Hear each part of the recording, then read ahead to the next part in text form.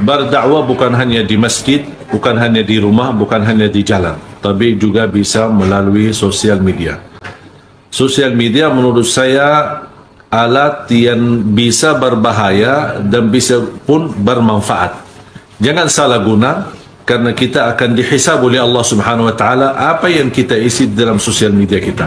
Makanya jamaah sekalian, jadikan kesempatan istimewa menuju surga Allah Subhanahu wa taala melalui sosial media. Sosial media insyaallah menjadi jembatan buat kita menuju ridha Allah Subhanahu wa taala. Hadis Muslim nomor hadis 1893. Man dalla ala khairin, siapa yang menunjukkan pada kebaikan, tunjukkan saja. Falahu ajruhu misla ajri fa'ilihi, dia akan dapat pahala yang sama dengan yang mengerjakannya, min ghairi an yanqusa min ajri syai', tanpa dikurangi sedikit pun, ya. Jadi kalau ibu misalnya tunjukkan kawan nih, ada taklim hari ini, si fulan yang ngasih materinya, dibuat di status di BB, ya. Itu begitu dilihat oleh orang lain, lalu dia ikut taklim, setiap orang datang taklim ibu dapat pahalanya. Qadarullah kita ada hambatan, kita nggak bisa datang, tapi 10 orang datang, kita dapat pahala dari 10 orang itu. 10 orang itu tanpa dikurangi sedikit pun. Kalau itu besok saya tulis status aja ya, nggak usah datang. Nah, itu pemikiran yang keliru, ya. Coba daripada menulis yang sia-sia, ya, kan bisa tuh di BB, di WhatsApp tulis waktu sholat untuk Kelapa Gading, subuh jam sekian, zuhur jam sekian, asar jam sekian, sampai isya jam sekian. Masya Allah, orang lihat, ingat dia, saya belum sholat, lalu dia sholat, kita dapat pahalanya. Dapat pahalanya.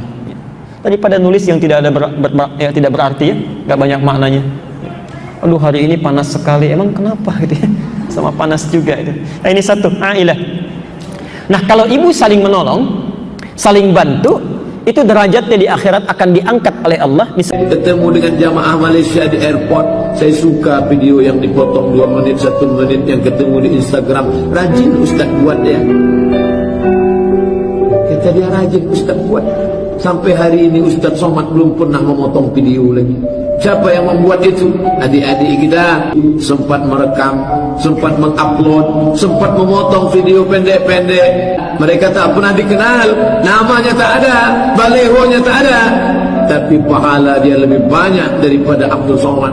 Abdul Somad ceramah di surau, di musola yang mendengar 100 orang, itu pun yang setengah sudah naik ke Sidratul Muntaha.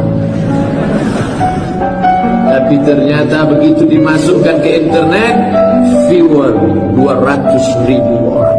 Bayangkan, mengalir pahala kepada dia. Dia tak pernah dikenal sepanjang zaman, tapi catatan malaikat, ta'khuduna ma ta'rifun. Anakmu yang melakukan itu.